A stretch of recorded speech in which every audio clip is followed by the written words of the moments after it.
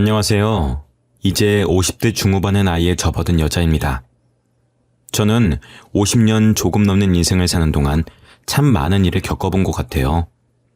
그 중에서 기억 남는 일이 있다면 세 가지 사건이 있는데요.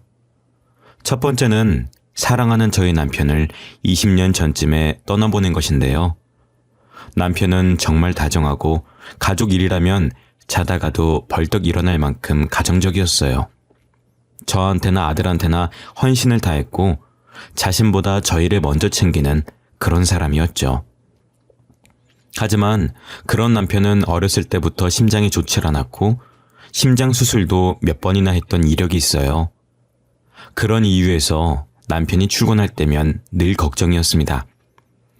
혹시나 일을 하다가 심장에 무리가 가지 않을까, 차라리 내가 일을 할까 고민을 많이 했어요. 남편에게도 제가 일하겠다고 대신 아이를 봐달라고 한 적도 있었습니다. 여보, 그냥 내가 일할게. 당신이 아이 좀 봐줘. 나 당신 걱정돼서 안 되겠어. 그러다 큰일 나면 어떡해? 나 당신 큰일 나는 꼴 못 봐. 그러니까 내가 일하게 해줘. 무슨 소리야. 남자가 밖에서 일을 해야지. 집에 있으면 어떡해. 나 떳떳한 남편 아빠 되고 싶어. 나도 내 심장 약한 거 잘 알아. 그래서 조금씩 쉬면서 하고 있어. 그러니까 당신은 내 걱정 그만하고, 응? 나 진짜 불안해서 그래. 집 근처 식당에 자리 하나 난 거 보니까 월급도 괜찮은 것 같던데. 당신 식당에서 일할 생각하지 마. 집에만 있어. 내가 당신 고생시키려고 결혼한 줄 알아? 나 그렇게 약한 사람 아니야. 걱정하지 말고 따뜻한 저녁밥 차려놓고 기다리고 있어. 나 갔다 올게. 저는 출근하지 말라고 말렸지만 남편은 저의 만류에도 기어이 일을 하러 나갔습니다. 그날따라 이상하게 마음이 편치 않았고 웃는 얼굴로 출근한 남편의 얼굴이 계속 아른거리더라고요. 만약 그때로 돌아갈 수 있다면 저는 남편의 출근을 어떻게든 말렸을 겁니다. 그날 남편이 출근하면서 보였던 미소가 마지막 모습이 될 거라는 걸 알았다면 말입니다. 남편은 제게 보였던 따뜻한 미소와는 상반되게 차디찬 몸을 한 채 제품으로 돌아왔습니다. 일을 하다가 갑자기 심장에 부여잡고 쓰러졌는데 직원들이 늦게 발견해서 골든타임을 놓치는 바람에 그대로 심장마비로 세상을 떠나게 되었습니다. 저는 남편을 잃고 한동안 무슨 정신으로 살았는지 모르겠습니다. 제정신이 아닌 상태에서도 어떻게든 아들을 먹여 살리겠다고 닥치는 대로 일만 했던 것 같아요. 남편 사망보험금이 수령된 것도 첫 월급 타고 통장을 확인하면서 알게 되었습니다. 사망보험금 들어온 걸 보고서 통장을 부여잡고 얼마나 울었는지 몰라요. 보험을 어찌나 많이 들어놨던지 수령받은 사망보험금이 8억이 조금 넘더라고요. 저는 사람이 많이 안 다녀서 다 죽어가는 3층짜리 건물을 헐값에 사게 되었고 1층에 가게를 열고 2층, 3층엔 월세방을 내주어 새방 사는 사람들에게 월세를 받으며 살았습니다. 평소 남편이 열고 싶어 했던 횟집을 1층에 열어서 제가 운영하고 있었어요. 죽으라는 법은 없는지 제가 건물을 산 지 3년도 안 돼서 저희 동네가 재개발에 들어가게 되었고 재개발에 들어가면서 땅값이 올랐고 사람들도 많이 다니기 시작했습니다. 저는 그렇게 횟집을 하면서 혼자서 아들을 키워왔어요. 아들이 사춘기 시절 제가 횟집을 하는 것에 창피함을 느꼈었지만 성인이 된 지금은 참 뿌듯해합니다. 이 횟집 덕분에 제가 다시 기운을 차릴 수가 있었고 자신도 하고 싶은 것을 원 없이 하고 다녔다면서요. 아들은 다른 곳에 취업하지 않고 제 횟집을 물려받으려고 했습니다. 어머니, 저는 대학교 졸업하면 다른 곳에 취업 안 하고 어머니 가게 물려받을 거예요. 예전부터 그러겠다고 생각했어요. 제가 어머니처럼 일을 잘할 수 있을지 모르겠지만요. 그게 무슨 소리야. 대학교까지 나와서 횟집을 하겠다니 절대 안 돼. 너 하고 싶은 일 있었잖아. 그거 하고 싶어서 대학까지 가놓고 갑자기 왜 이래? 지금은 횟집이 하고 싶어요.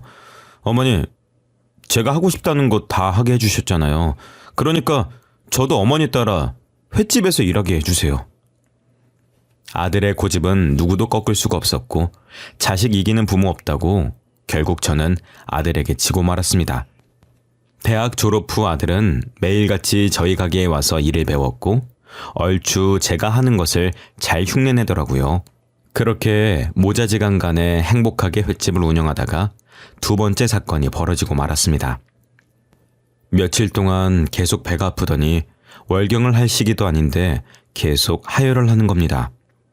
저는 이제 폐경할 때가 돼서 오락가락 하는 건가 싶어서 병원에 가지 않았었어요. 그런데 통증이 갈수록 심해졌고 결국 저는 일을 하다가 쓰러지고 말았습니다. 정신을 차려보니 병원이었고 아들이 의사의 말을 들으면서 제 손을 꼭 잡고 있더라고요. 지금 어머니께서는 자궁암 일기입니다. 그동안 통증과 출혈이 있으셨을 텐데 왜 이제 오셨어요? 저는 출혈이 있으신지도 이렇게 아프신지도 몰랐어요. 선생님, 저희 어머니 많이 심각한 정도인가요? 이기면 어떻게 해야 돼요? 다행히 어머님 정도면 초기라서 꾸준히 항암 치료 잘 받으면 괜찮아지실 겁니다. 크게 걱정하지 않으셔도 될 것 같아요. 저는 자궁암 선고를 받았고 아들은 그런 제게 미련하다고 잔소리하기 바빴습니다. 그래도 초기라서 꾸준히 항암 치료 잘 받으면 완치 판정 받을 수 있다고 하니 다행이었죠. 곧바로 입원 수속을 했고 저는 본격적으로 항암 치료를 받고 있었습니다. 저는 항암 치료가 끝날 때까지 일을 쉬기로 했고 아들은 홀로 가게 일을 했어요. 그렇게 2년이라는 시간이 흘렀을 때 아들이 결혼할 여자를 집으로 데리고 온 겁니다. 저도 전날 갑자기 며느리감 데리고 온다는 소식을 듣고 외출을 받아 부랴부랴 준비했었던 것 같아요. 며느리 될 아이는 첫인상부터 참하게 생긴 게 느낌이 좋았습니다. 어머님 안녕하세요. 갑자기 인사드리러 온다고 해서 깜짝 놀라셨죠? 죄송해요. 제가 회사 일 때문에 오늘밖에 시간이 안 될 것 같아서 무리하게 스케줄을 잡았어요. 아니에요. 괜찮아요. 어차피 저는 집에만 있는 사람이라 언제 오든 상관없어요. 어머, 이 많은 걸 어머님께서 혼자 다 준비하신 거예요? 제가 도와드리려고 일부러 식사 시간보다 일찍 잡은 거였었는데. 별로 차린 것도 없는데요, 뭘. 이렇게 띄워주니까 쑥스럽네요. 먼 길 찾아오느라 힘들었을 텐데 차린 건 없지만 맛있게 먹어줘요. 입맛에 맞을지 모르겠네요. 그럼 감사히 잘 먹겠습니다. 어머님, 이거 진짜 너무 맛있어요. 요리를 따로 배우신 거예요? 어떻게 이런 맛이 나지? 오빠도 빨리 먹어봐. 진짜 맛있어. 결혼하면 어머님께 요리 좀 배워야 되겠어요. 그 아이는 제가 초면에다가 어른이라 불편할 텐데도 말도 잘하고 싹싹한 게 마음에 들었습니다. 이 사람이라면 저희 아들을 보내도 믿고 안심할 수 있을 것 같았어요. 저는 집안, 직업 이런 것들 일체 물어보지 않고 바로 며느리로 합격점을 줬습니다. 그렇게 일사천리로 상견례 날짜를 잡았는데 며느리의 집안도 저희 아들을 마음에 들어하는 줄 알았어요. 그런데 상견례 장소에 도착해서 룸문을 여니 안사돈이 언짢다는 표정으로 팔짱을 끼고 앉아있더라고요. 바깥사돈은 안사돈과는 달리 인자한 웃음을 띠며 정중하게 인사하더니 저희 보고 앉으라고 말했습니다. 아들과 제가 자리에 앉자마자 숨 돌릴 틈도 안 주고 안사돈이 입을 열었어요. 됐자니 자궁암이라고 하시던데 그 얼마나 싸게 놀았으면 그런 병에 걸리는 거예요? 설마 저희 애한테 병간호 시키려고 바로 결혼 허락한 건 아니죠? 저희 애는 귀하게 자라서 그런 거 할 줄 모르는 애예요. 어머님 죄송해요. 저희 어머니가 원래 이렇게 무리하신 분은 아닌데 자식 걱정을 많이 하시는 분이라 이해해 주세요. 그리고 저도 조금 걱정이긴 하고요. 저희 어머님 말처럼 제가 누군가를 병간호 해본 적이 없어서요. 다들 너무하신 거 아니에요? 아무리 그래도 그렇지 사람 앉자마자 그런 말을 어떻게 할 수가 있어요. 저희 어머니가 어떤 분이신지 모르면서 말을 너무 함부로 하시는 거 아니에요? 예, 정훈아, 됐다. 딸 시집 보내는 입장에서 걱정될 만도 하지. 걱정하지 마세요. 그럴 일 없을 거예요. 이미 큰 치료들은 다 끝나서 병 간호할 필요 없어요. 그 문제는 신경 안 쓰셔도 될 것 같습니다. 저희 집사람과 딸이 초면에 무리한 행동을 했네요. 죄송합니다. 제가 대신 사과드리겠습니다. 박가사도는 안사돈과는 다르게 되게 점잖으시고 예의가 있으신 분 같았습니다. 며느리가 그런 박가사돈을 조금 더 많이 닮은 것 같았고요. 그래도 박가사돈 덕분에 망칠 뻔한 상견례를 끝까지 잘 마칠 수가 있었습니다. 결혼 전엔 저를 병간호해야 할까봐 걱정이라고 하더니 막상 결혼하고 나니 며느리는 생각보다 더 착하고 알뜰살뜰히 저를 챙겨주더라고요. 병간호까진 아니더라도 병원에 있는 동안 제가 필요한 물건들을 며느리가 구해줬었습니다. 병문안도 자주 오고 혹여나 병원밥이 입맛에 안 맞을까봐 음식도 싸들고 오고 했어요. 그렇게 3년 동안 병원 생활을 했고 이제 완치에 가까울 정도로 상태가 호전되었습니다. 의사 선생님도 이 정도면 이제 집에서 통원하면서 치료를 받아도 될 것 같다고 하시더라고요. 한 번 암에 걸리면 다른 곳에 전이가 될 가능성이 높아서 완전 완치했다고 말씀을 못 드리겠지만 완치에 가까울 정도로 상태가 좋습니다. 이제 더 이상 병원 생활 하지 않으셔도 될 것 같아요. 그 말씀은 제가 이제 집에 가도 된다는 말씀인가요? 네, 그동안 치료받으시느라 정말 고생 많으셨습니다. 앞으로는 정해진 날짜에 통원하시면서 치료받으시면 될 것 같아요. 저는 도합 5년이라는 시간 동안의 병원 생활을 마치고 기분 좋게 완치 판정을 받고 집으로 돌아왔습니다. 5년 만에 집에 오니 마치 옛 고향 친구를 만난 것 같이 반갑고 새롭더라고요. 그래도 저 없는 동안 아들이 집 관리를 하고 있었는지 먼지 쌓인 것도 없이 깔끔했습니다. 아들은 제 짐을 가지고 들어오면서 무어라 계속 궁시렁거리더라고요. 그냥 우리 집에 들어와서 살면 될 걸 뭐하러 굳이 이 집에 다시 들어오신다고 해가지고. 아휴. 나 혼자서 뭘 그렇게 궁시렁거리고 있어. 너 조용히 하고 그 짐이나 저 방에 놔둬라. 내가 나중에 다시 다 정리할 거니까 괜히 정리해주겠다고 건들지 말고. 어머니, 저희 집에 들어와서 사시면 안 돼요? 혼자서 사시는 거 걱정돼서 그래요. 다이도 아픈 어머니 혼자 사시는 거 걱정된다고 집으로 모시라고 했어요. 됐다니까 그러네. 나 혼자 사는 거 좋아. 신경 쓸 사람도 없고 얼마나 좋은데. 자식이 걱정하는 건 안 보이세요? 혹시나 혼자 사시다가 다치시면 그땐 어떡하실 거예요? 그냥 저희랑 살아요. 저희 마음 편하자고 하는 거예요. 자식 좀 편하게 살게 해주세요, 네? 괜히 저로 인해 부부 사이가 나빠지거나 제 눈치를 볼까봐 안 가겠다고 버텼지만 며칠 뒤 며느리까지 찾아와서 데리고 가려고 하는 통에 두 손 두 발 다 들고 말았습니다. 저는 아들 부부의 고집을 꺾지 못했고 아들 내에 들어가게 되었습니다. 그리고 몸도 괜찮아져서 다시 아들과 같이 일을 하기 시작했고요. 아들이 일을 워낙 잘하고 성격이 싹싹해서 그런지 제가 없는 동안 자신의 단골 손님도 만들어 놨더라고요. 오랫동안 저희 가게에 오신 손님분들도 제 안부를 물으면서 아들 칭찬을 아끼지 않으셨습니다. 자기 안 걸렸다면서 몸은 좀 묻던가? 이제는 괜찮은 거요? 움직여도 되는겨? 네, 완치 판정 받았어요. 이제 건강해요. 걱정해 주신 덕분에 괜찮아졌어요. 감사해요. 자기 우리 나이 건강보다 중요한 게 없다. 그래도 아들 잘 키워놨더라. 일을 얼마나 잘하든지 아주 야물딱지더라고. 이제 아들 찾는 손님들이 더 많겠어. 긴장 좀 해야겠는디? 다른 사람들에게 아들 칭찬을 들으니 기분이 좋더라고요. 더군다나 옛날부터 오신 분들이 칭찬을 하니 아들의 실력을 인정받는 기분이었습니다. 이젠 아들이 알아서 잘하고 5년 동안 저 없이도 별탈 없이 잘했으니 가게를 맡겨도 괜찮을 것 같았어요. 그래서 가게를 아들 명의로 돌려주고 저는 가끔 심심할 때 한 번씩 가게에 가서 일을 도와주는 걸로 바꿔야겠다는 생각을 했습니다. 제가 몸도 아팠고 나이도 있으니까 슬슬 가게를 정리할 때가 오기도 했고요.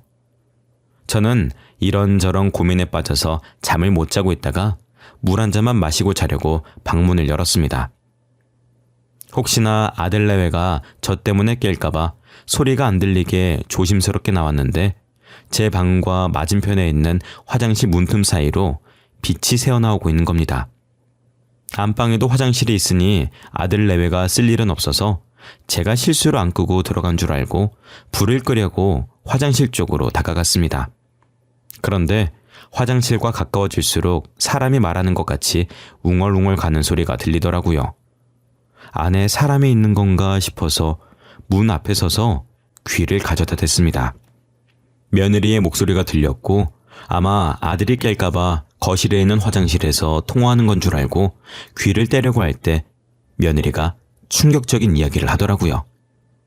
아, 그러니까 늙은이 자궁암에 걸렸다고 해서 금방 죽을 것 같다니 명줄이 긴가? 잘만 하면 사망보험금까지 가질 수 있었는데 얼마 전에 완치 판정 받은 것 같더라고. 완치 판정 받은 거 확실해? 아이, 그럼 사망보험금은 글렀네. 아, 그 8층짜리 건물이나 어떻게 해보자. 지금 그거 땅값이 많이 올랐단 말이야. 진짜 잘만 하면 떼부자 될 수도 있는데. 근데 그 건물 진짜 늙은이 거 맞아? 아니, 이 집 생각보다 돈이 없어. 아무리 뒤져도 통장 하나가 안 나온다니까? 돈 버는 거 횟집 임대료로 다 나가는 것 같아. 아무래도 동명이인인 거 아니야? 아니야, 확실해. 그 8층 건물 그 아줌마 거 맞아. 내가 경력이 얼만데 진작에 확인했지. 아니, 그런데 어떻게 5년 동안 건물 계약서 하나도 발견 못하냐? 나는 뭐 안 찾고 싶어서 안 찾는 건 줄 알아? 진짜 안 보인다고. 일부러 우리 집까지 데리고 왔는데 전혀 안 나온다니까. 얼마나 꽁꽁 숨기고 다녔던 건지. 나 계속 이 집안에 있어야 되는 거야? 야, 무려 8층이다, 8층. 잘만 하면 우리 거 될 수도 있는데 당연히 계속 붙어 있어야지. 우리 조금만 참자. 그 건물만 손에 넣으면 바로 결혼하는 거야. 알겠지? 알고 보니 남편의 재산이었던 8층짜리 상가 건물이 제 소유로 넘어온 게 있었는데 며느리가 그 건물을 노리고 일부러 아들과 결혼을 한 거였습니다. 통화 내용을 잘 들어보니 통화를 하고 있던 남자와 사귀고 있는 듯 했고 그 남자는 사기 전과도 있었어요. 여러 방법으로 사기를 친 적이 있는 남자가 짜놓은 판대로 며느리가 움직이고 있는 것 같았습니다. 8층짜리 건물 어떻게 해보겠다고 5년씩이나 저와 아들을 속이고 있었던 겁니다.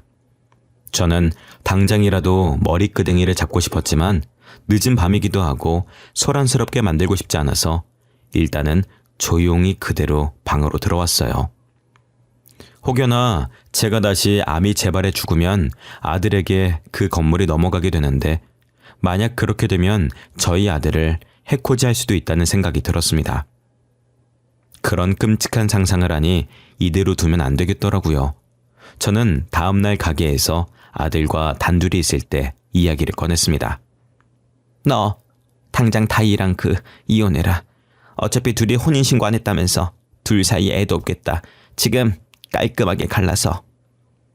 어머니, 뜬금없이 무슨 말씀을 하시는 거예요? 다이랑 이혼을 하다뇨. 다이 어머님한테도 잘하고 저한테도 잘하고 있잖아요. 어머니, 세상에 그런 며느리가 흔치 않아요. 야, 이 답답한 놈아. 그 기집애가 우리 재산 노리고 접근한 거야. 네 아버지가 남겨주신 8층짜리 건물 노리고 접근한 거라고. 아버지한테 8층짜리 건물이 있었어요? 근데 저도 몰랐던 걸 다이가 어떻게 알고 접근을 해요? 걔 만나는 남자 있더라. 그것도 사기꾼이래. 그놈이 다이한테 우리 건물 있는 거 알려줘서 접근하게 만든 것 같더라고. 어제 그 기집애가 통화하는 거 내가 똑똑히 들었다. 에이, 다이 그럴 애 아닌 거 알잖아요. 혹시 다이가 드라마 보고 있었는데 어머니가 통화하는 걸로 착각하신 거 아니에요? 이 녀석이 오늘따라 왜 이렇게 답답하게 굴어. 내가 이렇게까진 안 하려고 했는데 너 이혼 안 할 거면 나랑 영 끊고 지내라. 이혼하기 전까지 가게도 나오지 마. 며느리가 아들한테 워낙 잘하고 착한 모습만 보였는지 처음엔 제 말을 믿지 않았습니다. 하지만 제가 한 번도 보인 적 없는 모습으로 부모 자식 간의 연을 끊겠다며 단호하게 초강수를 두면서 얘기하니 그제서야 제 말을 따르더라고요. 여전히 생사람을 잡고 있는 건 아니냐고 걱정은 했지만요. 어차피 아들과 며느리가 혼인신고를 안 한 상태라서 이혼을 하겠다고 해도 법적으로 이혼 절차를 밟을 필요도 없이 각자 갈 길을 가면 되는 상태였어요. 저는 아들보다 먼저 집에 왔고 바로 안방으로 가서 며느리 옷들을 거실로 던져버렸습니다. 어머님, 지금 뭐 하시는 거예요? 제 옷은 뭐하러 다 빼고 계신 건데요? 뭐하러 다 빼긴. 우리 집 식구 아닌 사람 짐 빼고 있는 건데 무슨 문제 있니? 너 이제 우리 집 식구 아니야. 아직 아들한테 못 들었나 봐? 너 우리 아들이랑 이혼이야, 응? 갑자기 그게 무슨 이혼이라뇨. 제가 오빠랑 이혼을 왜 해요? 혹시 미치신 거예요? 어머님, 좀 진정해보세요. 무슨 일 때문에 이러시는 건데요? 제가 뭘 잘못했냐고요? 네가 뭘 잘못했냐고? 진짜 몰라? 네가 뭘 잘못했는지 모르겠어? 잘 생각해봐. 네가 뭘 잘못했는지. 네가 한 짓은 네가 더 잘 알잖아. 저는 미친 사람처럼 며느리의 옷이며 속옷이며 모조리 거실로 던져댔습니다. 며느리는 하지 말라고 말리다가 울면서 어디론가 전화를 하더라고요. 그러더니 얼마 지나지 않아서 저희 집으로 안싸돈이 들어오는 겁니다. 사돈, 이게 지금 뭐 하는 짓이에요? 횟집이나 하면서 보잘것없는 집안에 시집 보내놨더니 감히 내 딸을 쫓으려고 해요? 못 배운 거 티내는 것도 아니고 이게 무슨 그 경우 없는 행동입니까? 예? 마침 잘 오셨네. 와서 제 눈앞에 있는 것들 다 치우세요. 하나도 안 보이게, 응? 못 배운 건 내가 아니라 그쪽들 아니에요? 결혼할 남자도 있는 애를 저희 집에 시집을 보내요? 사돈이 그걸 어떻게... 아니, 그 남자랑은 진작에 정리해서 저희 애랑 더 이상 아무런 상관이 없는 그 남자예요. 그 결혼 전에 제가 다 정리를 시켰다고요. 정리한 사이라는 사람들이 화장실에서 몰래 통화를 하고 그런답니까? 자기야 하면서 말이죠. 저는 그런 애를 며느리로 받아들일 생각 추후에도 없습니다. 그러니까 제 눈앞에서 치워주시죠. 사돈, 저를 봐서라도 어떻게 안 되겠습니까? 제가 애 교육을 다시 시켜가지고 절대 다시는 이런 일 없도록 할게요. 네? 너는 뭐 하고 있어? 빨리 잘못했다고 빌지 않고. 어머님 잘못했어요. 다시는 안 그럴게요. 앞으로 절대 그 사람이랑 연락 안 할게요. 그러니까 한 번만 봐주세요. 제발요. 이렇게 빌게요. 네? 내 재산 노리고 접근한 애를 뭘 믿고 용서를 해. 더 이상 말 섞기도 싫고 같은 공간에 있기도 싫으니 당장 나가거라. 안사돈도 저희 집에서 그만 나가주시겠어요? 사돈, 우리 이러지 말아요. 충분히 말로 할 수 있는 부분이잖아요. 네? 우리가 뭐 한두 번 본 사이도 아니고 우리한테 어떻게 이럴 수가 있어요? 아니요. 저는 누구 말처럼 못 배운 여자라서 못 배운 티 팍팍 내면서 무식하게 쫓아내려고요. 어머님, 제가 잘못했어요. 제발 한 번만 봐주세요. 다시는 허튼 생각 안 할게요. 10원짜리 하나라도 손 안 댈게요. 그러니까 이번 한 번만 넘어가 주시면 안 될까요? 좋게 말로 하니까 안 통하네. 이렇게까진 안 하려고 했는데 어쩔 수 없지. 계속 이렇게 안 나가고 버티면 저 주거 침입죄로 두 사람 신고할 거예요. 경찰서 가고 싶으면 계속 그러게 버티고 서 있으시던가. 저는 안사돈과 며느리를 집에서 내보내려고 했는데 안 가고 버티더라고요. 어차피 이 집이 제가 해줬던 집이라 혼인신고도 안 된 상태면 남이나 다름이 없기 때문에 지금 안 나가면 주거침입죄로 신고하겠다고 했습니다. 그랬더니 꼬리를 내리고 모양 빠지게 둘이서 옷을 주섬주섬 챙기더니 나가더라고요. 옷을 주워가는 꼴이 얼마나 우습던지 현관문을 닫히자마자 배꼽을 잡고 웃었습니다. 뒤늦게 온 아들이 집에 오면서 안사돈과 며느리가 울면서 옷을 들고 가는 모습을 봤는지 피식거리면서 집 안으로 들어오더라고요. 뭐야? 어머니가 하신 말이 진짜였던 거예요? 다이 지금 장모님한테 맞으면서 가던데요? 지금 두 사람 꼴이 말이 아니에요. 양손에 옷 주렁주렁 달고 가더라고. 내가 말했잖아. 분명히 통화하는 거 들었다고. 네 장모도 다이 만나는 남자 있는 거 다 알고 있더라.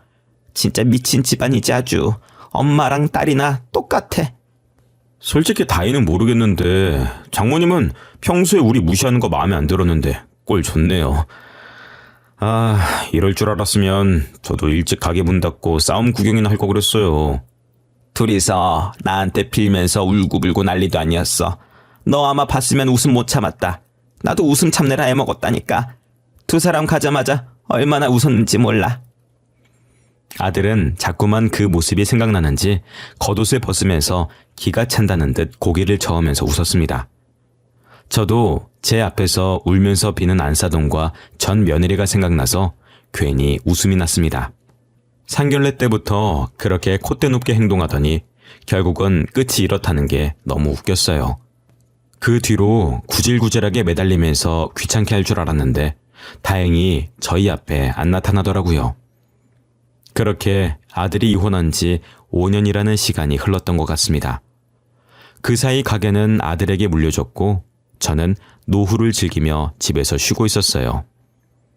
점점 전 며느리가 잊혀져 갈 때쯤 집에만 있기 뻐근해서 아들 가게 도와주러 가고 있었는데 갑자기 모르는 번호로 전화가 오는 겁니다. 혹시나 택배인가 싶어서 전화를 받았는데 어딘가 익숙한 목소리가 들리더라고요. 사돈, 접니다. 5년 만이네요. 그동안 어떻게 지내셨어요? 잘 지내셨어요? 누군가 했더니 저한테 무슨 볼 일이 있어서 전화를 다 하셨어요.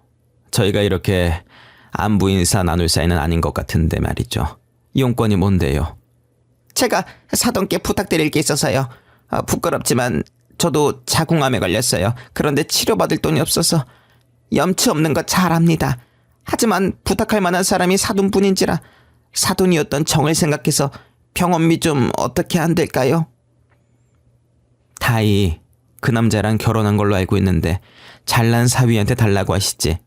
왜 저한테 이러신답니까? 그놈 얘기는 꺼내지도 마세요. 다시 생각해도 혈압이 오르네요. 죽고 못 살겠다고 해서 재혼시켜줬더니 그놈이 저희 가족한테 사기를 쳤지 뭡니까? 그래서 가진 돈 다 날리고 그놈은 도망가서 찾을 수가 없어요. 그러게 남 등쳐먹고 다니는 사기꾼을 뭘 믿고 결혼시킨답니까? 자업자득이죠. 그 남자랑 저희 재산 탐내더니 결국엔 자기가 그 남자한테 뒤통수 맞아서 재산 다 털리고 꼬시네요. 제가 사정이 이렇다 보니 암에 걸려도 치료를 못하고 있는 상황이에요. 사돈, 우리 예전 일은 다 잊고 사람 한 명 살린다 치고 병원비 좀 어떻게 안 될까요? 이혼한 마당에 제가 그쪽한테 돈을 왜 줘야 되는지 모르겠네요. 그쪽은 도대체 얼마나 싸게 놀았으면 그런 병에 걸린답니까? 남의 돈 뜯지 마시고 남은 시간 동안 지금처럼 사기꾼 딸내미나 키우면서 사세요. 전 안사돈은 제가 자궁암에 걸렸을 때 어떻게 했는지 기억도 안 나는 모양이었습니다. 저는 10년 전 안사돈이 한 말이 아직까지도 어제 일처럼 생생하게 기억에 나는데도 말이죠. 얼굴에 철판을 몇 개를 깔아야 저럴 수 있는 건지 아무리 돈이 없다지만 저 같았으면 쪽팔려서 전 사돈에게 돈 빌릴 생각도 못했을 겁니다. 그래도 천벌을 받길 바랬는데 남의 돈을 탐내다가 되려 자기가 당했다고 하니 통쾌하더라고요. 도대체 사기꾼을 뭘 믿고 사랑하고 결혼까지 하는지 모르겠습니다. 언젠간 본인이 당할 거라는 걸 생각을 안 하고 있나 봐요. 사람이 죄를 지으면 언젠가는 다시 자신에게 돌아온다고 하더니 전 안사돈과 전 며느리를 보면 그 말이 괜히 있는 말이 아닌 것 같았습니다. 그래서 저도 지금부터라도 힘든 사람 도우면서 열심히 살아보려고요. 그래야 저한테든 아들한테든 좋은 일이 생길 것 같거든요. 저는 그렇게 다짐한 날부터 3층 건물 월세 받는 걸로 매달 기부하고 있습니다. 충분히 횟집 매출로도 저희 2명 먹고 살 수 있어서 월세로 기부하는 걸 아들도 찬성을 했죠. 그리고 8층짜리 건물은 아직 아무 계획이 없긴 한데 그대로 썩히기에도 뭐해서 장애인 재단을 만들어 볼까 합니다. 요즘 기사를 보니 장애인 복지가 제대로 안 되어 있는 것 같더라고요. 저도 비장애인이라 그동안 편하게 생활해 놓으니 장애인들의 불편함을 헤아리지 못했던 것 같습니다. 그래서 공부를 조금 하고 재단을 하나 세워볼까 합니다. 제가 살아있는 동안에는 누군가에게 도움을 주는 사람이 되고 싶어서요. 여러분들도 아직 늦지 않았으니 도움이 필요한 사람이 있다면 먼저 손을 내밀어 보는 게 어떨까요?